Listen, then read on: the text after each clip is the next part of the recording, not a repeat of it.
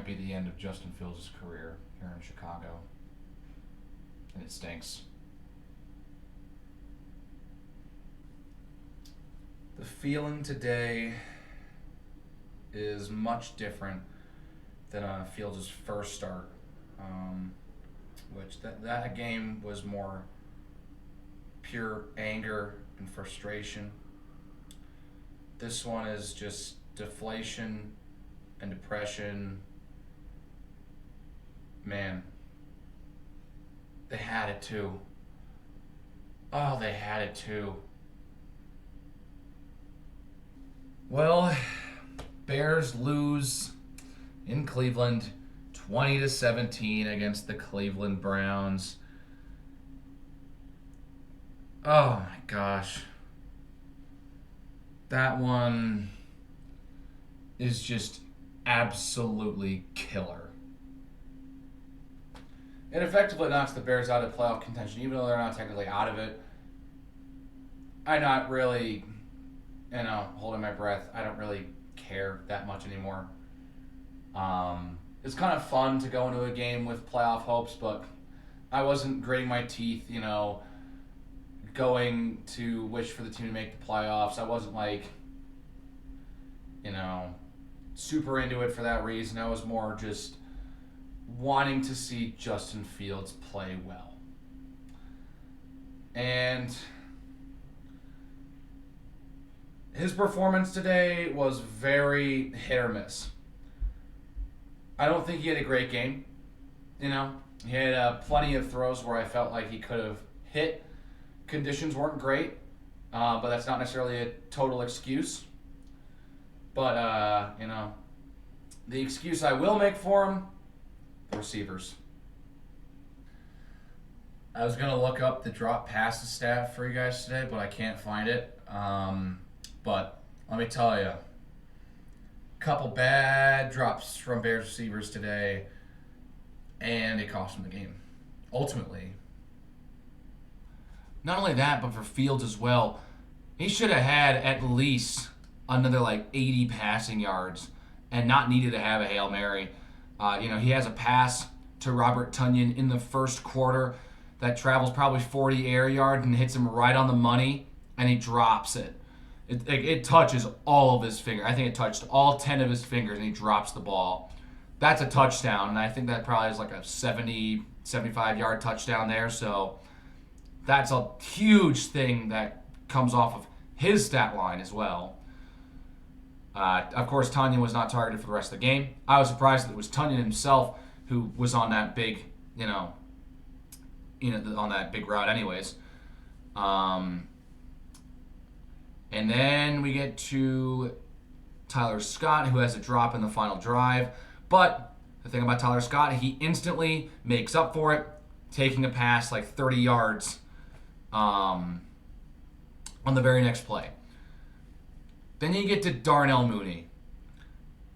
I don't know if I'd call the one right before the end of the half a drop, but it wasn't his hands, and it went right out of his hands. And then it's they go for the Hail Mary. He catches that, they kick the field goal, and we're probably not talking about this. We're probably in a much different situation here. And so, Darnell Mooney was targeted 7 times, had just 2 receptions, should have had 3, maybe 4. I'll get to the other play in a minute. You know what I'm talking about. And so that was just absolutely brutal. Those drops absolutely killed momentum for this team. It's a touchdown off the board and probably 3 points off the board because right after Mooney drops that pass in the final seconds of the first half, they decided to go with the Hail Mary instead of kick the field goal, which they should have kicked the field goal in the first place because Cairo Santos, his long this year is around 55. He can kick it. It's a long kick, but there's nothing to lose if you kick it. You throw the Hail Mary up at the end of the first half, you're guaranteed pretty much to not convert. I never understood that. So, it's just, I'm so distraught because they had it. Fields had a good game. I wouldn't say it was terrible. He threw 2 interceptions.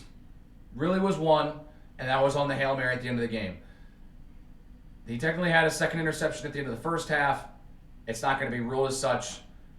They can go in and reverse that because, well, the pass hit the ground, and they showed it on the broadcast. So, he threw a touchdown, he threw a pick, and, I mean, he had plenty of throws where I feel like he could have made something happen. There weren't any, really terrible passes. A couple behind receivers that were probably the worst in terms of that. But there were a couple plays where, he's throwing it, and it's just wildly inaccurate because pressure's in his face. So, I think that there is a lot to improve in terms of throwing it under pressure because he's improved substantially when there's a pretty clean pocket and he has a lane to kind of throw the ball. But when he's under pressure, he really struggled today. And, he's going up against the best defense in the league. This Browns defense is the best defense in the league. So, I mean, he played fine for that. He could have had 80 yards more. And, you have the Tunyon touchdown taken away from you. That's not only 70, 80 passing yards, but another touchdown on the record that gets stripped away because he can't catch. And then, of course, you had the Moody pass that was probably about another 10 yards that you don't get. There were a couple drop passes. The guy who was reliable, what do you know? DJ Moore. And with how Moody has looked this year, I am really nervous to think about how bad this offense would be without DJ Moore. Fields is like a world beater when throwing to DJ Moore. He is a world beater. He's got I think he's close to 150 passer rating when throwing to DJ Moore. But he can't throw to any other receiver because they're unreliable. Darnell Mooney gets some substantial targets, but he can't catch. To be fair, there have been plenty of overthrows in his direction, I will say, because he is on the shorter side. But still, I don't get it. I don't get it whatsoever. It's so annoying. And Fields takes all the heat for it, and that's what you gotta be prepared for that as a quarterback. You take the heat for wins, and you take the heat for losses. So you gotta be prepared to battle with that. Of course, the question becomes keep him or trade him.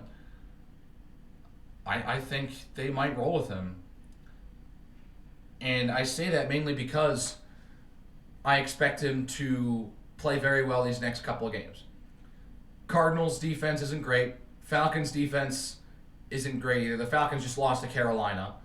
They should win both of those games. And I want to see him play well in Lambeau against the Packers. If he has a good final 3 games, things may change. The whole outlook on the whole Caleb Williams things might change. And my comment and my response to people who think that we should trade him and just draft and start over with Caleb Williams, my question that I would like to ask is what has this organization shown that they will be able to properly develop Caleb Williams? What makes Caleb Williams so much different than Justin Fields or Mitchell Trubisky that he will be developed into a superstar? Because, let's be real, obviously the Heisman, yeah, I know he got the Heisman. Obviously that's the big difference. But what has this organization shown that they can develop quarterbacks? They've not shown us anything over the past 6-7 years that they can develop quarterbacks. And if we were to draft Caleb Williams, I don't want to be thrown into the fire game 1. I'd want him to sit for maybe a year. And I say that because look at some of the quarterbacks that have sat and how good they look. Of course, many people forget that Patrick Mahomes sat for a full season before starting. So, I mean, he looks great. Tua Tagovailoa sat for half a year. Jordan Love sat for 3 years. It's not terrible to draft a quarterback and have him sit. Drafting a quarterback is not going to fix all your problems. I hate to break it to some of these people who really want Caleb Williams. Drafting Caleb Williams is not going to fix our problems overnight. It really isn't. Yeah, he's great. He's been a great quarterback at USC. But you know what? He had a couple bad games to end the year. He had a couple games where he didn't look as good as his Heisman year. He he fell off just a little bit. Like, I still think he's going to get first overall, or the first quarterback taken off the board, whoever drafts him. But it's like, I'm not convinced that it doesn't even have to be Caleb Williams. It can be Drake May. It can be Jaden Daniels. It can be Michael Penix. It could even be Bo Nix. It does not matter who the team picks. What does this organization show us? Or what can they show us? And what have they shown us that they can develop a quarterback, regardless if it's Williams, May, Penix, Nix, Daniels, or any other quarterback in this draft? They have shown me nothing. So that's my big reasoning on why I don't trust them just giving up on Fields and going to take another quarterback and just starting the process all over. And that's also part why I don't want to move on from Fields. I don't want to start the cycle over again. I don't want to just start over. We already started over. I feel like he can be great. I don't want to start the train over and have to wait another 2-3 years before they're competitive again. So, yeah, those are my thoughts on Fields and everything. I want to get to the rest of the team because the rest of the team played pretty well. Defense, despite letting up a ton of yards in the fourth quarter, they had a great first 3 quarters. The run defense today was phenomenal for both teams. Both teams had great run defenses. There was like no way either team was really running the football. The Bears defense was fantastic holding the run. I don't even think they got 30 yards on the ground. Like, they couldn't do anything running the football. And Montez Sweat had 3 sacks. There were 3 interceptions by the defense. Eddie Jackson nearly had a pick 6. Tremaine Edmonds did get a pick 6. And then Tyreek Stevenson with one of the greatest interceptions I've seen from a Bears defender in a while. But I'll get to his in just a minute. Bears scored 14 of their 17 points off of those interceptions. So they punched it in off the Jackson takeaway, even though it took them like 6 plays. Really shouldn't. When you run it up the middle 3 times at the one, you should be able to punch it in. They're not able to. But they get the touchdown regardless. Yeah, Edmonds takes it in for 6. The offense only scored 3 points outside of that. So, if the defense doesn't play as well as they did today, they're not even in this game. So, yeah, they did great. But I want to talk about Tyreek Stevenson's pick here. Oh my goodness! I mentioned it on the live stream that I did right after the game. One of the greatest interceptions I've seen from a Bears defender in a while. Njoku is wide open for a touchdown. I mean, wide open. Any quarterback and their mother is throwing that ball to Njoku. David Njoku. And there it is. They're throwing David Njoku. Tyreek Stevenson, out of nowhere, pops in at the 11th hour to dive and then steal the ball away from Njoku and just come up with the interception at like the 2-yard line. And that was huge because the Bears were up 10 at that point. And it was at the late stages of the third quarter. It was like literally the first play on the drive right after Trent Taylor muffs his second punt of the game. He got the other one back, but that was unbelievable. I really like what Stevenson's been doing the last couple weeks. He's been targeted so much this year. One of the most targeted corners, if not the most targeted corner in the league. And he's been. I think it might have accelerated his growth because just like what happened with Gordon and Brisker last year, they struggled the first half and their rookie season. Stevenson, he has struggled mightily at times here in his rookie season, but I like what he's been putting together the last couple weeks. And if that is just a precursor to what he can become in the future, I think we've got another great corner playing for the Chicago Bears here. And it's like the defense played fine. They let up only 20 points. I know they let up a ton of yards. Of course, Flacco had nearly 400 passing yards. Only let up 20 points. I think that's, to me, is what's more impressive. Most teams, if they get 400 yards of offense, they're scoring 20. They're scoring 30 plus points. They're lighting up the scoreboard if they're putting up that many yards. So the fact that the Browns outgained the Bears by however many yards they did, and the game was only a 3-point game, was really impressive from the defensive end. Do I think that they should have hunkered down on the last couple drives? Yeah, they should not have let Amari Cooper run for 50 yards and touchdown. They should have not have had Justin Jones, a lineman, covering David Njoku on an all-out blitz on 3rd and long with the game on the line. That made no sense. I thought blitzing was the right idea. Just don't have Justin Jones be the one in coverage. Have, like, Edwards or Edmonds or even Sanborn covering. Like, that made no sense. And, of course, Njoku, goes all the way. They were able to hold him to a field goal and get the ball back. But, like, that was brutal. Those were 2 huge plays that the defense just got blown. Their defense just got blown up on. Just brutal. And now we come to the final drive. Justin Fields, in plenty of these situations, doesn't get the Bears as far as they got on this drive. Let's be real. He had that game against the Dolphins where, they had the PI against Claypool, and then St. Brown dropped the 4th down pass. Against the Lions, he gets absolutely blown up right after they blow that lead. Against the Falcons last year, he throws a pick. Throws a pick against the Packers last year. And then that's it for the season. Like, he, it blows those games, throws a pick against the Broncos this year after the team blows that lead. And then, on the first play after, trying to scramble after giving up the lead against the Lions, strip sack. Had a lot of turnovers in these scenarios. The only problem about this drive is they didn't have enough time. Because, frankly, if the Bears take a timeout before that 3rd down and let him go, actually, that doesn't really do anything. Never mind. But, it's like, if they get the ball back with like a minute left instead of 30 seconds left, they kick a field goal and tie the game with how Fields was playing on that final drive. Had a good pass to Tyler Scott on the first play. He drops it, and then he's able to get it away to him the very next play, and he breaks off for like 30 yards to kind of keep hope alive. And it's like, dude, he had been facing all pressure all day long and had struggled. Like, I think the offense had like 8 3-and-outs or something, I think I heard on the broadcast. It was ridiculous how many 3-and-outs that the Browns defense was able to force, and still only won by 3 points. The Browns defense played out of their mind. Greg Newsome played fantastic, locked up DJ Moore for a good portion of the game. Myles Garrett was a threat once again. Zadarius Smith was a threat once again. And that 2-headed monster for the line for the Browns was able to get pressure on Fields. He was only sacked 3 times.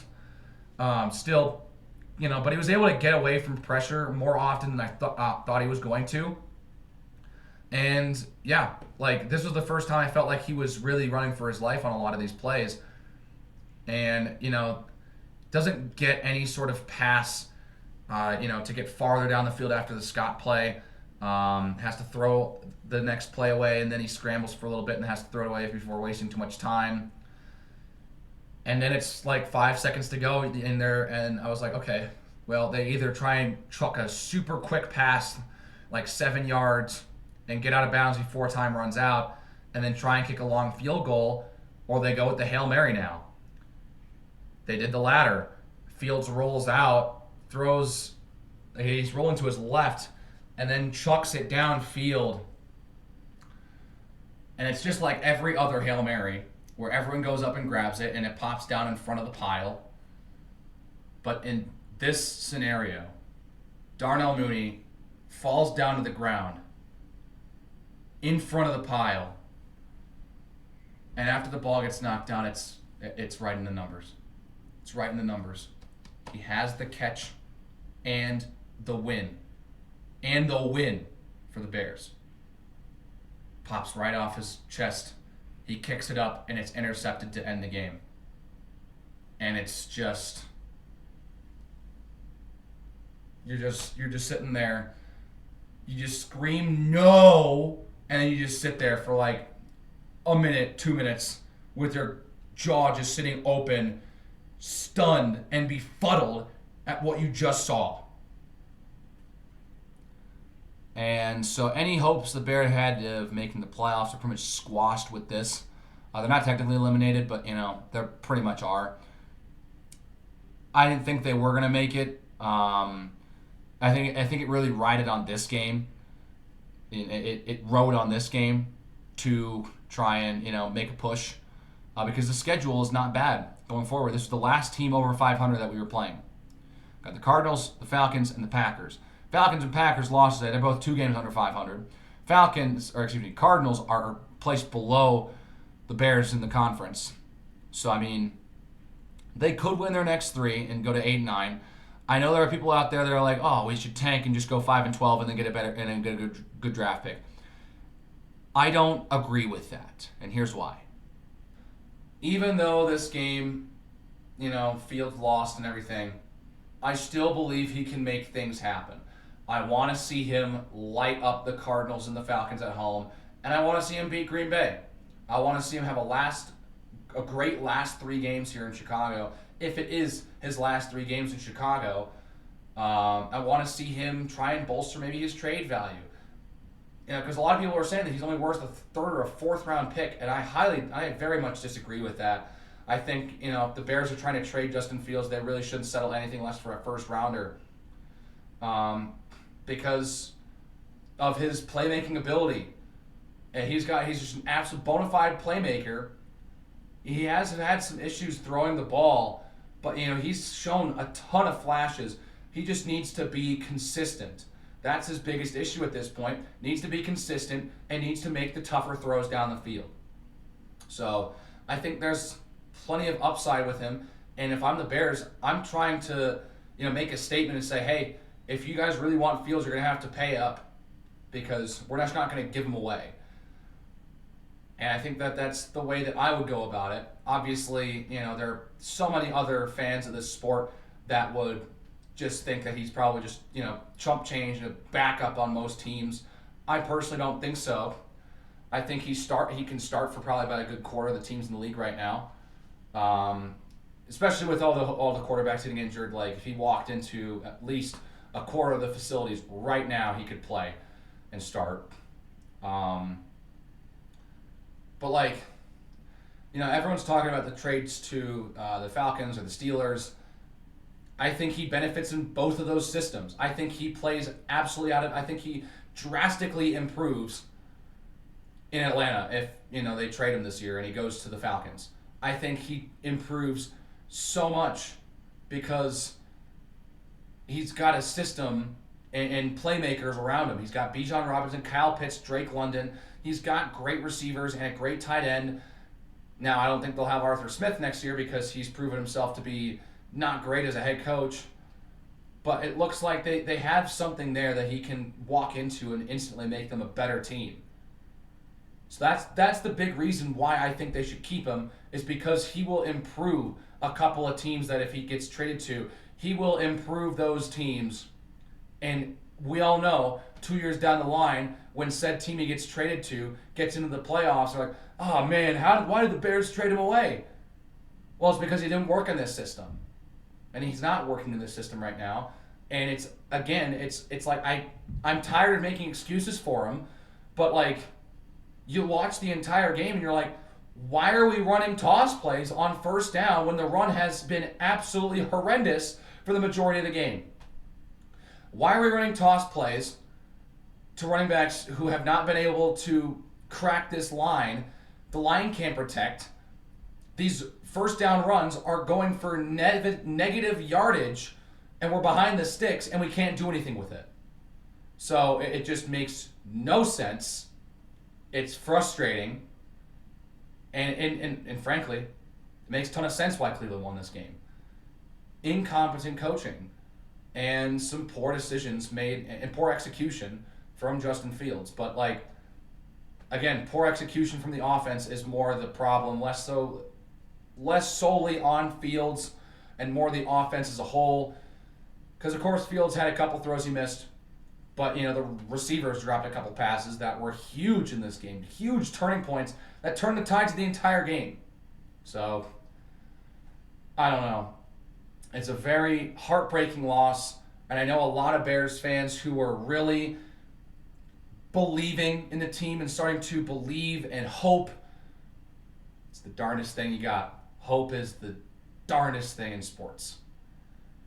And those who believed and who bought in to the hype, well, they're the ones that are incredibly down bad right now. If you're managing expectations, you don't get hurt as much. And that's something that, as a Bears fan, you have to learn to do. Manage your expectations. We're not expecting them to win a Super Bowl. I wasn't even expecting them to make the playoffs this year. At this point in the year, I was not expecting them to be even in the conversation. So the fact that we were even in the conversation in Week 15, it's not bad. But yeah, so the Bears will have the Cardinals next week at home. Hopefully in much better conditions. And Justin Fields can go ahead and, throw and try and become a gunslinger. Hopefully. If not, if he really does stink these next couple of games, might be time to move on. I will definitely be open to moving on if he really stinks these next 3 games. Because these are teams that we should be beating. Especially these next 2 games. Of course, the Green Bay games, Minnesota games, Detroit games are always a toss-up. Doesn't matter how good or bad each team is. Usually the games are competitive. And so it's just a different energy going into those contests. It's a different contest, different game. So, I understand, the Green Bay game is completely different. But he should beat these next 2 opponents and should win these next 2 games. And that's it. I really am tired of making excuses. He loses next week, it's over for me. He has shown signs of improvement this year, but it's just not quick enough. And I think so many fans are getting impatient and I'm kind of getting a little impatient too. I just want to see wins. I want to win. I want this team to win football games. That's why I was so tired of the tanking talk after week 4, after week 3, week 5. So tired about the tanking talk. I'm like, dude, we are 4 weeks into the season, and we are barely in October, and we are already talking about draft positioning. I just don't want to talk about draft positioning. I want to be able to win football games, which is why this loss kind of hurts quite a bit, because I was more concerned about winning for this season's sake rather than looking forward to next year. And so there you have it. My thoughts and takes after the gut-wrenching loss the Bears had in Cleveland today against the Browns. Ryan Poles and Kevin Warren have an incredibly tough job to do this offseason. I will be watching with great interest to see what they can do in the offseason to try and get this team back to just being competitive. But yeah, that's it for this one. If you enjoyed it, please like the video and hit that subscribe button for more reactions from me. And I will see you all in the next video. Take care.